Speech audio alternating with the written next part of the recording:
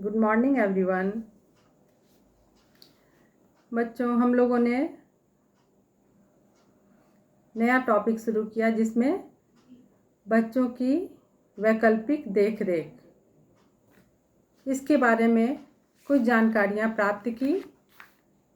तो पिछले वीडियो में हम लोगों ने देखा कि माता पिता की अनुपस्थिति में बच्चे की देखभाल के लिए विकल्प के अंतर्गत क्या क्या चीज़ें आई। जैसे पहला था कि परिवार में भाई बहन, दूसरा था कि दादा दादी और नाना नानी के बीच बच्चे कैसे रह सकते हैं, उसके बाद पड़ोसी, और फिर परिवार में आया के द्वारा बच्चों की देखभाल। तो आइए आगे हम लोग परिवार से बाहर बच्चे की देखभाल। ये तो परिवार के अंदर की बात थी कि परिवार के अंदर बच्चे की देखभाल कौन कौन कर सकता है, परिवार के अंदर विकल्प थे ये सब। लेकिन अब हम लोग देखते हैं कि अगर परिवार में किसी तरह की परेशानी है तो इसके लिए हम लोग बाहर अपने बच्चों की देखभाल के लिए क्या विकल्प ढूंढ सकते हैं। तो बालक की देखरेख करने में भाई बहन, दादा दादी, पड़ोसियों तथा आया का कितना ही योगदान क्यों न हो, परंतु माता पिता के कार्यशील होने पर कोई अस्थायी व्यवस्था करनी पड़ सकती है, क्योंकि ये लंबे समय के लिए होता है। 2-4 दिन, महीने दिन की बात नहीं होती है। तो लंबे समय के लिए हम अपने बच्चों को कहाँ पे, किस पे विश्वास कर अधिक से अधिक सुरक्षित जगहों पर उसे डाल सकें। एकाकी परिवार होने पर भी परिवार से बाहर बच्चे की देखरेख की आवश्यकता पड़ जाती है। इसमें ये जो एकाकी परिवार है, इसमें ज़्यादातर ऐसी संभावनाएं बन जाती है। माता पिता की अनुपस्थिति में उपयुक्त साधन होना आवश्यक है। कई बार माताएं बच्चा होने पर अपनी नौकरी छोड़ देती है या नौकरी से अवकाश ले लेती है। कभी कभी माँओं के लिए ये बहुत कठिन समय आ जाता है या कठिन परिस्थिति हो जाती है कि या तो उसे नौकरी छोड़नी पड़ती है अपनी बच्चों की देखरेख के लिए, और नहीं तो लंबे अवकाश पर जाना पड़ जाता है। कई बार माताओं का आर्थिक दबाव अधिक होने के कारण इनके लिए नौकरी करना अति आवश्यक भी हो जाता है। बहुत लंबी छुट्टी अगर कहीं से भी ली जाए, जिस संस्था में माताएं कार्यरत है, तो परेशानी आ जाती है, बहुत ज़्यादा प्रेशर बन जाता है काम का, और इससे क्या होता है कि आर्थिक परेशानी भी बन जाती है। काम छोड़िए तो फिर नौकरी की तलाश हो जाती है। तो इसीलिए बहुत तरह की परेशानियों का सामना करना पड़ जाता है। अतः बच्चों की देखरेख के लिए कई संस्थाएं सरकार द्वारा भी चलाई जा रही है, या फिर स्वयंसेवी संस्था है, NGO जिसको हम लोग कह सकते हैं। फिर है व्यावसायिक संगठन तथा निजी व्यवसाय करने वाले व्यक्तियों के द्वारा भी बहुत सारी संस्थाएं चलाई जा रही है, जिनमें बच्चों को बहुत सारी सुविधाओं के साथ रखा जा सकता है। तो इसमें सबसे पहले हम लोग देखते हैं क्रेच।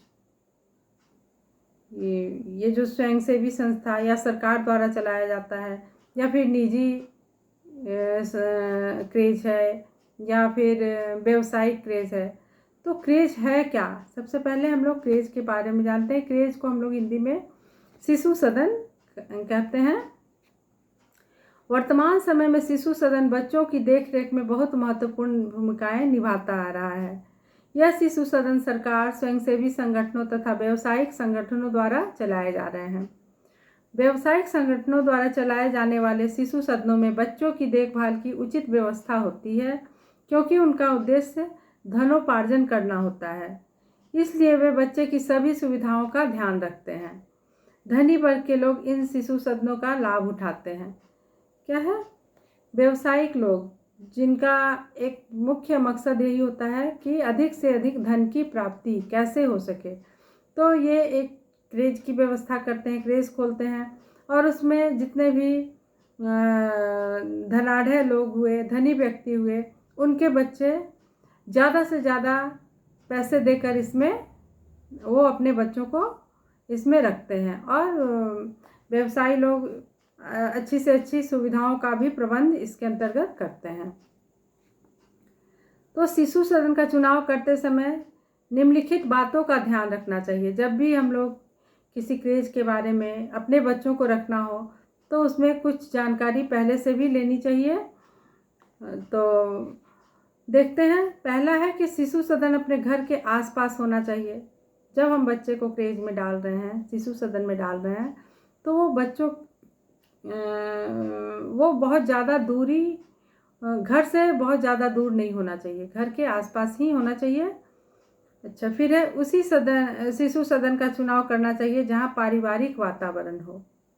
एक बहुत छोटे बच्चों को वहाँ रखना है, तो वहाँ का माहौल जो है वो बच्चा जैसे इस तरह का अनुभव नहीं करे कि वो कहीं बाहर आ चुका है, वैसा माहौल वहाँ का हो कि लगे कि वो परिवार के बीच ही रह रहा है। फिर शिशु सदन में पर्याप्त कर्मचारी हो, जितनी भी आवश्यकता हो उस हिसाब से सभी कर्मचारियों की व्यवस्था होनी चाहिए। जैसे रसोई में, या जो बच्चे की देखभाल कर रही हो आया हो, या थोड़ी बहुत जो उसे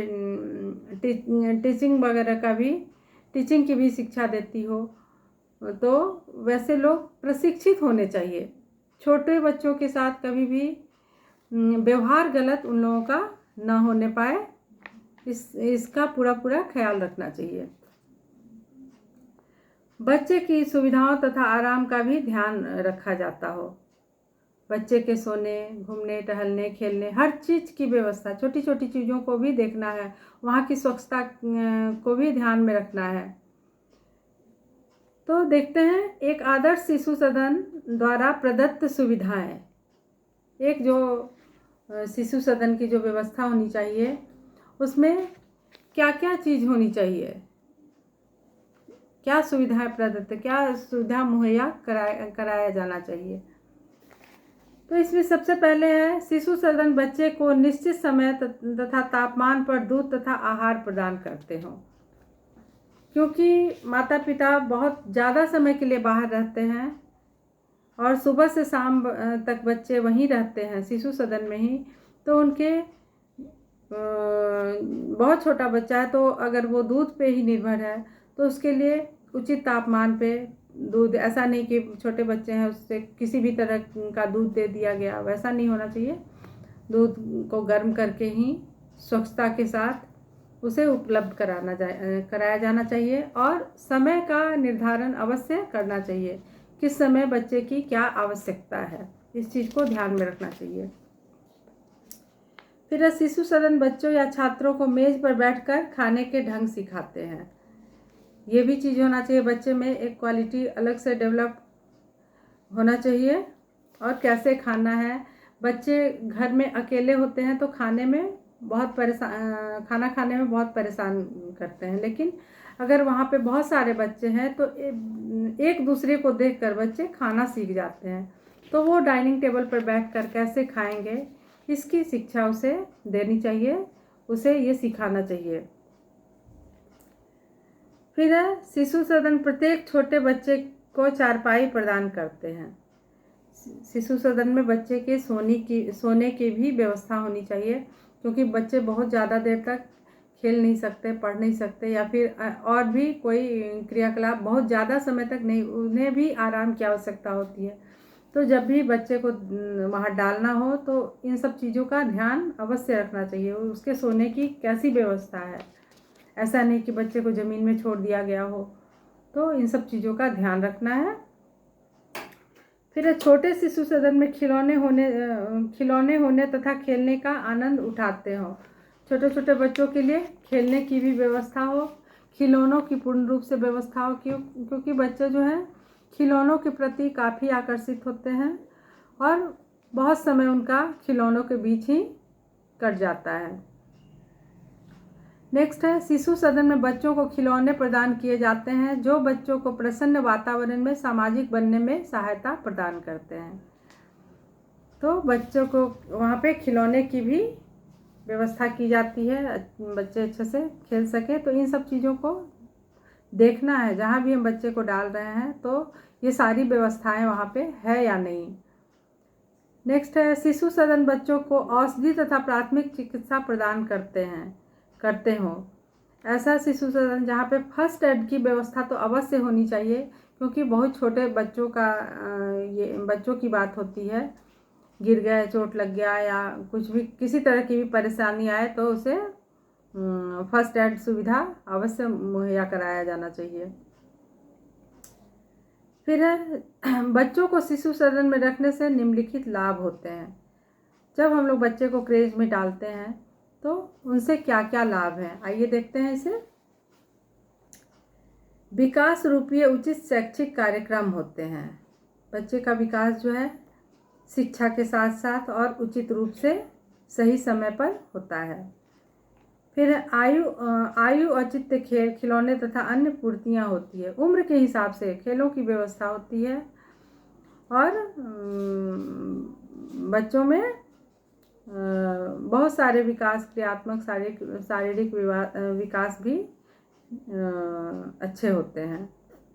फिर है, प्रदानकर्ता प्राय बाल विकास में प्रशिक्षित होते हैं। जो भी बच्चे के साथ ज़्यादा से ज़्यादा समय बिताते हैं, वहाँ पे जो भी लोग उपस्थित होते हैं बच्चों की देख रेख के लिए, वो पूर्ण रूप से प्रशिक्षित होते हैं। खासकर चाइल्ड साइकोलॉजी में ट्रेंड होते हैं। इस विषय को पढ़कर अपनी ट्रेनिंग पूरी किए हुए होते हैं। अगला है, अधिक स्टाफ अधिक निर्भरता का विश्वास दिलाता है। ज़्यादा से ज़्यादा हम लोग तो जानते हैं कि एक बालवाड़ी में कम से कम 25 बच्चे होने चाहिए और कम से कम उनमें 2 या 3 प्रशिक्षित जो भी टीचर्स कहिए या जो भी रहें बच्चों के देखभाल के लिए सिर्फ, और रसोइये या फिर अन्य सदस्य अलग अलग उनकी भी ये उनकी भी संख्या होती है। स्वास्थ्य सुरक्षा का नियमित तथा स्वास्थ्य सुरक्षा के लिए नियमित तथा निरीक्षित केंद्र होते हैं। बच्चों का समय समय पर स्वास्थ्य जांच भी किया जाता है इसमें। फिर विशेष सेवाएं उपस्थित होती है। बच्चे का खाने पीने से लेकर उसे सुलाना, उसकी साफ सफाई, हर चीज़ का ध्यान इसके अंतर्गत रखा जाता है। फिर हम लोग देखते हैं, बच्चे को अपनी आयु का मित्र समूह मिल जाता है। एक ही एज ग्रुप के सभी बच्चे होते हैं तो सभी दोस्त बन जाते हैं। उसके बाद शिशु सदन में निम्नलिखित हानियां हैं। ये तो कुछ लाभ थे, शिशु सदन के क्रेज के कुछ लाभ थे, लेकिन लाभ के साथ साथ कुछ इनकी हानियां भी होती है। जैसे घंटे तथा दिवस माता पिता की आवश्यकताओं से मेल नहीं खाते। फिर क्योंकि हर चीज़ का एक समय निर्धारित होता है, जो कि यहाँ पर कभी कभी माता पिता को ऑफिस से आने में देर हो जाना, बच्चे अकेले हो जाते हैं उस अवधि में, तो ये सब चीज़ जो है समय का मेल जोल सही ढंग से नहीं हो पाता है। दूसरा है, शिशु सदन बीमार बच्चों की देख रेख नहीं करते हैं। छोटे बच्चे हैं, अगर किसी कारणवश वो बीमार हो जाते हैं तो बीमार बच्चों की जिम्मेवारी जो है वो क्रेज नहीं लेता है।